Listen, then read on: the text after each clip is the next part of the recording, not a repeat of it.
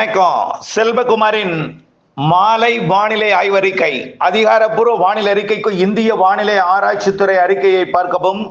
2026 March 18 புதன்கிழமை மாலை நிலவர ஆய்வறிக்கை. நீண்டகால அறிக்கையின்படி மார்ச் 16 மழை தொடங்கி 17 தீவிரமடைந்து 18 இன்று பரவலாகி இருக்கிறது.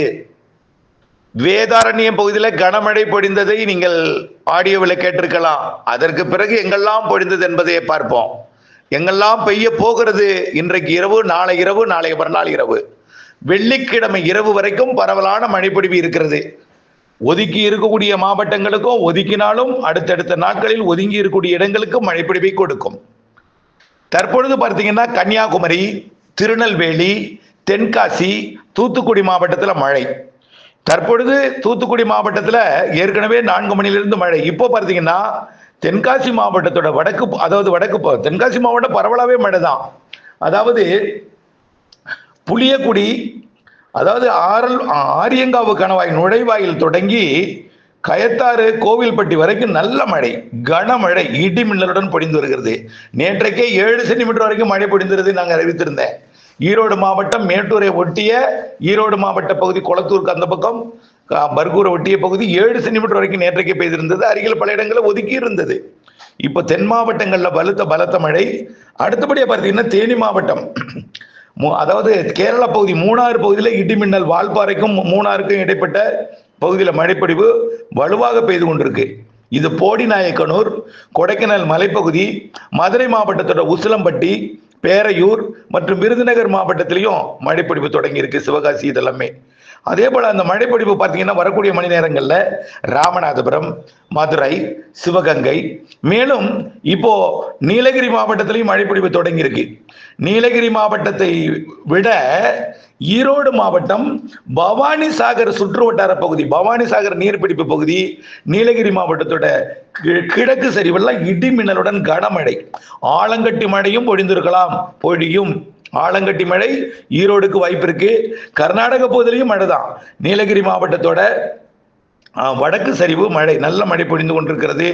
அதே போல நீலகிரி மாவட்டத்தோட வடக்கு சரிவு மட்டுமில்லாமல் நம்முடைய ஈரோடு மாவட்ட கர்நாடக எல்லையோர பகுதி மற்றும் பவானி சாகர் நீர்பிடிப்பு பகுதி, பவானி சாகர் மற்றும் அதனை ஒட்டியுள்ள புஞ்சை, புளியம்பட்டி, மிக வறட்சியான பகுதி. புஞ்சை, புளியம்பட்டிக்கு இன்றைக்கு மழை வாய்ப்பு உறுதியாக இருக்கிறது. கோயம்புத்தூர் வடக்கு, கோயம்புத்தூர் மாநகரத்திற்கும் மழை வாய்ப்பு உறுதியாக இருக்கு. இந்த மழைப்பொழிவு இன்றைக்கு புஞ்சை, புளியம்பட்டி மற்றும் அதற்கு அப்படியே கிழக்கு நோக்கி வரும்பொழுது அந்த சத்தியமங்கலம், பண்ணாரி, புஞ்சை, புளியம்பட்டி, அப்படியே கோபிச்செட்டிப்பாளையம், பவானி சாகர், பவானி மன்னிக்கவும், காவிரி கரையோர பவானி, அந்தியூர், எண்ணமங்கலம், இன்னும் வடக்கே கர்நாடக எல்லையோர பகுதியெல்லாம் மழைப்பொழிவை கொடுக்க போகுது. அடுத்தது பார்த்தீங்கன்னா ஆங்காங்கே திருப்பூர் மாவட்டத்தில், கோயம்புத்தூர் மாவட்டத்திலையும் மழைப்பொழிவு உருவாகும். கொஞ்சம் தாமதமாக உருவாகினாலும் மழை உறுதி.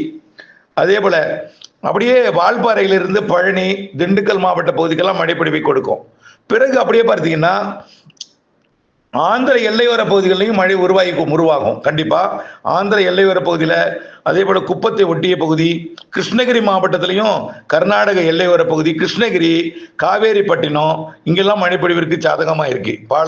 பாலக்கோடு, அதே போல இந்த பக்கம் பார்த்தீங்கன்னா தொப்பூர் கணவாய், தர்மபுரி, பொம்மிடி மற்றும் பார்த்தீங்கன்னா ஏற்காடு, இங்கெல்லாம் மழைப்பொழிவு உறுதியா இருக்கு. திருப்பத்தூர் மாவட்டத்திலையும் மழை உருவாக போகுது. திருப்பத்தூர் மாவட்டத்தோட பல்வேறு பகுதிகளில் மழை உருவாகி எல்லா மழையும் அப்படியே கிழக்கு நோக்கி வரும். நல்லா கவனிச்சிங்க. தலைப்பை என்ன போட்டிருக்கோம்? சென்னை டெல்டா உட்பட இன்றைக்கு கனமழை காத்திருக்கு. கண்டிப்பா திருப்பத்தூர், வேலூர், ராணிப்பேட்டை, திருவள்ளூர், சென்னை, செங்கல்பட்டு, காஞ்சிபுரம், திருவண்ணாமலை மற்றும் விழுப்புரம், கள்ளக்குறிச்சி மற்றும் அப்படியே பார்த்தீங்கன்னா சேலம், நாமக்கல், கிருஷ்ணகிரி, தருமபுரி, அப்புறம் பார்த்தீங்கன்னா பெரம்பலூர், கடலூர், அரியலூர், அப்படியே புதுச்சேரி, மயிலாடுதுறை, நாகப்பட்டினம், காரைக்கால், திருவாரூர், தஞ்சாவூர், புதுக்கோட்டை, திருச்சி, இதெல்லாம் நல்ல மழைப்பொழிவு இன்றைக்கு இருக்கு. தென் மாவட்டங்கள்லையும் பரவலா, ராமநாதபுரம், சிவகங்கை, புதுக்கோட்டை, மதுரை, எல்லாமே, திண்டுக்கல். அப்புறம் இன்றைக்கு மழை சென்னைக்கு எப்போ எட்டுன்னு பார்த்தீங்கன்னா சுமார் ஒரு 11 மணிக்கு மேல நள்ளிரவுக்கு பிறகோ அல்லது அதிகாலைக்குள் பொழுது விடுவதற்குள் கனமழை காத்திருக்கு. அங்க மட்டும் இல்ல, அப்படியே டெல்டா வரைக்கும் மயிலாடுதுறை, கடலூர், அப்படியே வடமேற்கிலிருந்து வரும். அதாவது குப்பம் மற்றும் திருவள்ளூர் மாவட்ட பகுதியிலிருந்து, இடைப்பட்ட ஆந்திர பகுதியிலிருந்து, அதே போல திருப்பத்தூர் மாவட்ட பகுதியிலிருந்து அப்படியே தென்கிழக்கு திசை நோக்கி புதுச்சேரி, கடலூர், மயிலாடுதுறை பகுதி நோக்கி வரும். அதுதான் சென்னை, திருவள்ளூர், செங்கல்பட்டு, விழுப்புரம் மாவட்டங்களுக்கும் புதுச்சேரிக்கும் வந்து நல்ல மழை பொழிவை இன்றைக்கு நள்ளிரவுக்கு பிறகு அதிகாலை கொடுக்கும். டெல்டாவிற்கும் கொடுக்கும். நாளையும் இன்றைக்கு வேதாரண்யத்தில் பெய்தது போல நாளை காலை, நாளை மதியம் ஆங்காங்கே மழை இருந்து கொண்டுதான் இருக்கும். நாளை மதியமும் ஆங்காங்கே மழை இருந்து கொண்டே இருக்கும். நாளை மதியம், மாலை, மீண்டும் நாளை மாலை டெல்டாவிற்கு கனமழை இருக்கு. இன்னைக்கு அதிக மழை வடகடலோரம் தெரியுது, டெல்டாவிற்கும் இருக்கும். நாளை இரவு மழை, நாளைய மறுதினம் அதிகாலைக்குள் டெல்டாவிற்கு கனமழை காத்திருக்கிறது. அதே போல ராமநாதபுரம், சிவகங்கை எல்லா மாவட்டத்துக்கும், சரி எங்க மாவட்ட கரூர் சொல்லல, திருச்சி சொல்லுங்க, நாமக்கல் எல்லா மாவட்டத்திற்கும் 22ஆம் தேதி வரை மழை இருக்கு. கண்டிப்பா இன்றைக்கும் நாளைக்கும் வெள்ளிக்கிழமையும் பரவலான மழை இருக்கு. அதுலயே கூடுதல் வாய்ப்பு இன்றைக்கும் நாளைக்கும். அதாவது புதன் இரவு வியாழன் அதிகாலை, வியாழன் இரவு வெள்ளி அதிகாலை, புதன் இரவு இன்றைக்கு இரவு நாளை அதிகாலை, நாளை இரவு நாளை மறுதினம் அதிகாலை. இந்த இரவு நள்ளிரவு அதிகாலை நேர மழை காலை நேரத்திலையும் தொடரும், பகல் நேரத்திலையும் ஆங்காங்கே இருக்கும் என்பதையும் தெரியப்படுத்த விரும்புகிறேன். ஆக இந்த சுற்றின் மழை 22ஆம் தேதி வரை இருந்தாலும் இன்றைக்கும் நாளைக்கும் பெய்யக்கூடிய மழை பரவலா இருக்கும். வெள்ளிக்கிழமையும் இருக்கும், சனிக்கிழமை, ஞாயிற்றுக்கிழமை ஒரு சில இடங்கள்ல மட்டும் இருக்கும். அதே போல இந்த மாத இறுதியிலையும் கர்நாடகா, கேரளா, ஆந்திர எல்லையோரத்திற்கு மீண்டும் மழைப்பொழிவு காத்திருக்கிறது.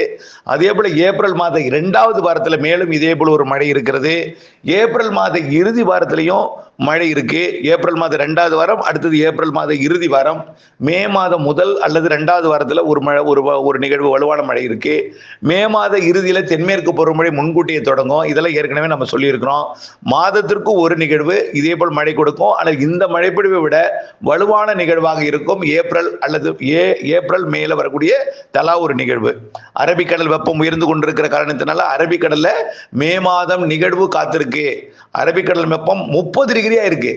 வழக்கத்திற்கு அதிகமா இப்பவே வந்துருச்சு. அரபிக்கடல்ல கேரள கடலோரம் 30 டிகிரி செல்சியஸ் வெப்பம் உருவாயிருக்கு. அப்போ பாத்தீங்கன்னா நடுநிலை ஐஓடியா மாறிடுச்சு. அதாவது சோமாலியாவுக்கும் 29, சுமத்ராவுக்கும் 29, சுமத்ரா கிட்ட இப்ப 30 டிகிரி கூட இருக்கு. இப்ப நடுநிலை ஐஓடியா மாறிட்டு இருக்கு. வங்கக்கடல், அரபிக்கடல் வெப்பம் உயர்ந்துட்டு இருக்கு. பருவமழை பொழிவிலையோ கோடை மழை பொழிவிலையோ எந்தவித பிரச்சனையும் இல்லை.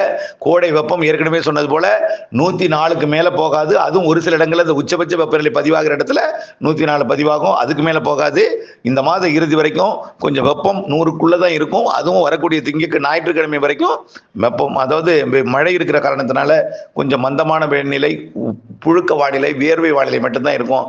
பெரிய சுடுமைகள் இருக்காது என்பது ஏற்கனவே நீண்டகால அறிக்கையிலையும் சொல்லிட்டு இருக்கோம். தொடர்ந்து இது பற்றி விளக்கம் கொடுத்துட்டு இருக்கோம். மீண்டும் ஒரு முறை டெல்டா மற்றும் சென்னை உட்பட, சென்னை உட்பட சொல்லலாம், இன்றைக்கு மழை உறுதி. நள்ளிரவுக்கு பிறகு அதிகாலை வந்து சேரும். நாளை டெல்டாவிற்கு கூடுதல் மழை இருக்கு. நாளை இரவு, நாளை மறுதினம் அதிகாலை, வெள்ளிக்கிழமை இரவு வரைக்கும் எல்லா இரவும் நள்ளிரவு அதிகாலையும் மழை இருக்கிறது. இணைந்தே இருங்கள் அப்டேட்ஸுடன். நன்றி.